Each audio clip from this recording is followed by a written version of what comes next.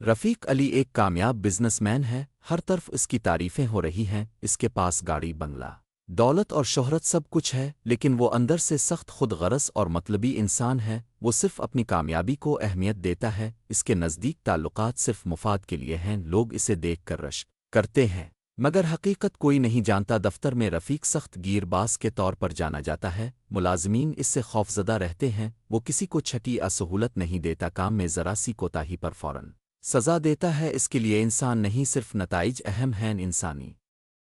ہمدردی اس کی لغت میں نہیں ہے۔ سلیم رفیق کا پرانا اور وفادار دوست ہے، وہ مالی بحران میں رفیق سے قرض مانگتا ہے، رقم رفیق کے لیے کوئی بڑی بات نہیں ہوتی، لیکن وہ صاف انکار کر دیتا ہے۔ رفیق کہتا ہے یہ بزنس ہے، جذبات کی جگہ نہیں۔ سلیم خاموشی سے چلا جاتا ہے، دل میں ایک چوٹ لیے سلیم دل شکستہ ہو چکا ہے، مگر زبان نہیں کھولتا، وہ رفیق کی فطرت کو اب اچھی طرح سمجھ چکا ہے۔ بچپن کی دوستی ایک خود غرض انسان کے رویے سے ٹوٹ گئی، وہ رفیق سے فاصلہ رکھ لیتا ہے، مگر اندر سے وہ بد دعا نہیں دیتا بلکہ دعا دیتا ہے کہ رفیق کو ہوش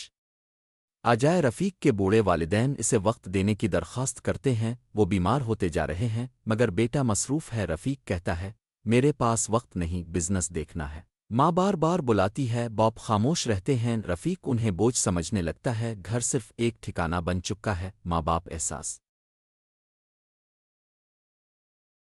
ماں رفیق کے رویے پر دل ہی دل میں روتی ہے، اس کی آنکھوں سے آنسو بہتے ہیں، پر وہ کچھ نہیں کہتی۔ باپ خاموشی سے دیواروں کو تکتے رہتے ہیں، رفیق موبائل اور لیپ ٹاپ میں گم رہتا ہے، ماں کا دل ٹوٹ چکا ہے پر زبان بند ہے، رفیق کو احساس تک نہیں۔ رفیق ایک دن بزنس ٹور سے واپس آتا ہے، اسے معلوم ہوتا ہے کہ اس کے والد دنیا سے رخصت ہو چکے ہیں، آخری وقت میں وہ اسے یاد کرتے رہے۔ رفیق چند لمحے کے لیے افسوس کرتا ہے، لیکن پھر خود کو مصروفیت میں چھپا لیتا ہے، جذبات کو وہ کمزوری سمجھتا ہے۔ نازش اپنی شادی شدہ زندگی سے تھک چکی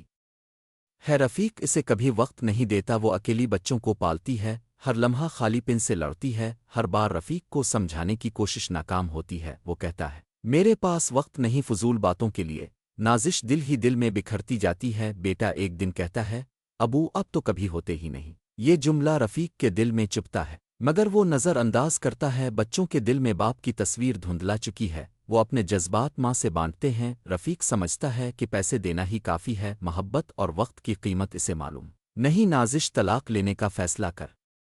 لیتی ہے، وہ مزید تنہائی اور بے توجہی برداشت نہیں کر سکتی، بچے ماں کے ساتھ چلے جاتے ہیں، رفیق حیران تو ہوتا ہے مگر کچھ نہیں کرتا، اسے لگتا ہے یہ وقتی غصہ ہے، لیکن یہ رشتہ ہمیشہ کے لیے ختم ہو چکا ہوتا ہے۔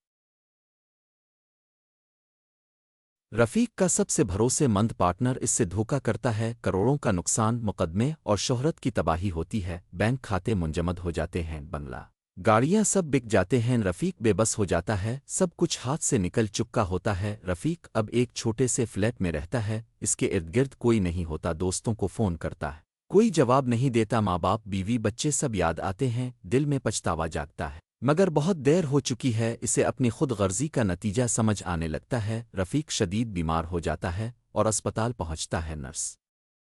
پوچھتی ہے کوئی تیماردار، وہ خاموش ہو جاتا ہے، آنکھوں میں آنسو آ جاتے ہیں، پہلی بار وہ اکیلے پن کو شدت سے محسوس کرتا ہے، وہ سوچتا ہے کیا زندگی یہی تھی؟